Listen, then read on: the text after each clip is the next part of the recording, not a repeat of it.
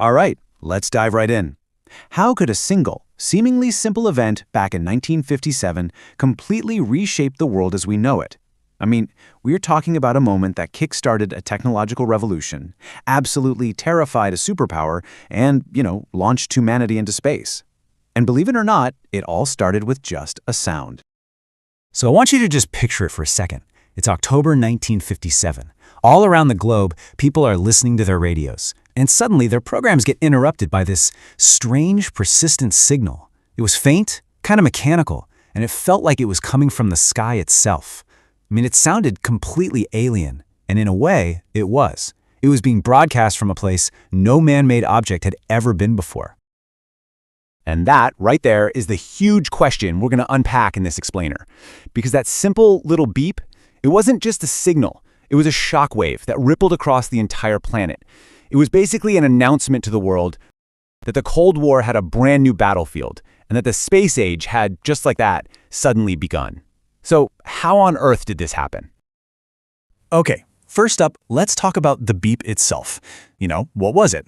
Well, that sound was the very first signal that humanity had ever deliberately sent back to Earth from space. It was the ultimate proof that we'd finally broken free from Earth's gravity. The date was October 4th, 1957. And on that day, the Soviet Union pulled off something that most of the world thought was just science fiction. They had put a man-made moon into orbit around our planet. Its name was Sputnik. And for the next 3 weeks, its simple, steady radio pulse would just echo across the globe. Now, to really get why this tiny beeping sphere caused so much chaos, we've got to take a step back and look at the world it was launched into.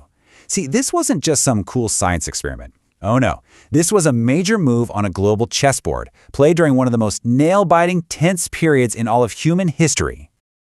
At the time, the world was basically split right down the middle. You had the United States on one side and the Soviet Union on the other, locked in the Cold War. And this wasn't a war with traditional armies, right? It was a struggle of ideas, of technology, of influence. Absolutely everything, from an Olympic gold medal to a new scientific discovery, was seen as proof that your system was better than theirs. And this slide, well, it really nails the absolute core fear of the time. We're in the nuclear age now. So controlling the skies was everything, and space was seen as the ultimate high ground. The thinking was pretty simple. Whichever nation could control orbit could, in theory, dominate the entire planet. So what exactly was this thing that caused such an uproar? Let's pull back the curtain on the secret Soviet project that actually built Sputnik. It's a fascinating story, really, about one brilliant leader and this radical, almost obsessive focus on keeping things simple. The mastermind behind the whole operation was a man named Sergei Korolev. I mean, what a story. He was a brilliant engineer who had actually survived Stalin's brutal prison camps. His identity was one of the Soviet Union's most closely guarded secrets. To the outside world, and even to a lot of people inside his own program, he was known only as the chief designer. And Korolev knew deep in his bones that in this race, being first wasn't just important, it was the only thing that mattered. So the original designs for the first satellite were actually pretty complicated. But Korolev, he made a bold decision. He basically said, scrap that, we need to simplify. And the result was Sputnik 1. It was honestly deceptively simple. It was just this polished metal sphere about the size of a beach ball with 4 long antennas sticking out. And on the inside, no fancy cameras, no complex scientific gear. Nope. Just 2 radio transmitters, some batteries, and a couple of basic temperature sensors. Its entire job was to get into orbit and just beep. But, and this is a huge but, launching even a simple sphere like that took an incredible amount of power. The satellite itself was small, yeah, but the rocket that carried it, the R-7, it was an absolute monster. We're talking about a rocket that stood over 34 meters tall. It was basically a modified ICBM, an intercontinental ballistic missile, and it was, without a doubt, the most powerful rocket on the planet. So, picture the scene on the night of October 4th. They're at a top-secret launch site out in Kazakhstan. There are no TV cameras, no cheering crowds, nothing like that. It's just a small group of engineers and officials all holding their breath as the engines roar to life. You can feel the ground start to tremble as this massive R-7 rocket slowly, and then with just incredible force, lifts off the pad, tearing a hole in the night sky. I mean, the fate of the entire Soviet space program, not to mention the nation's prestige, was literally riding on this one single launch.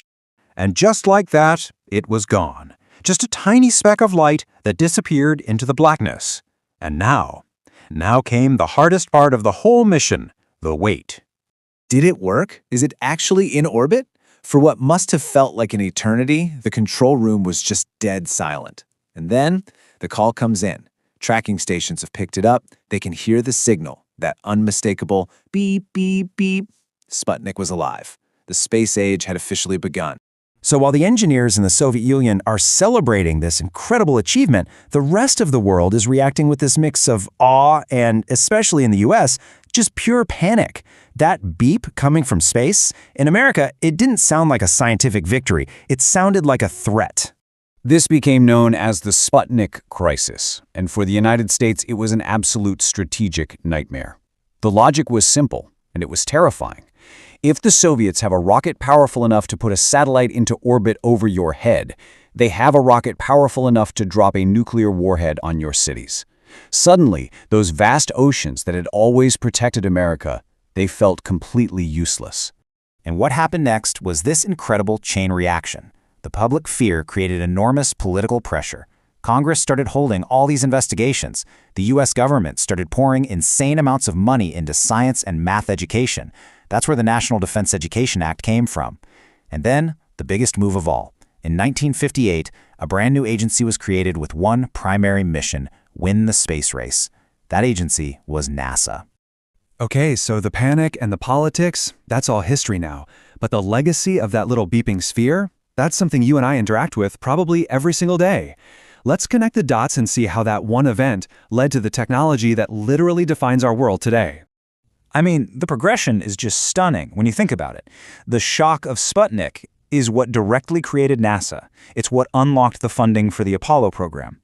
You can draw a straight line from that Soviet victory in 1957 to an American flag being planted on the moon just 12 years later. It's incredible. But honestly, it goes so much deeper than just the moon landing. Just think about your phone for a second. The GPS that tells you where to turn, the weather app you check every morning, the live TV or news you can stream from halfway around the world, all of it, every single one of those things, relies on a massive web of satellites orbiting the Earth. And that entire network, the whole satellite industry, can trace its origins right back to that one simple beeping sphere. And I think that's the real lesson here. Sputnik wasn't some complex piece of tech, right? Not by our standards anyway. It had less computing power than a cheap digital watch. But its impact was absolutely monumental because it proved that something could be done. It shifted our idea of what was possible. And it kind of leaves us with a big question to think about, doesn't it? What's the Sputnik of today? What simple breakthrough, maybe something we're all overlooking right now, is about to change our world forever?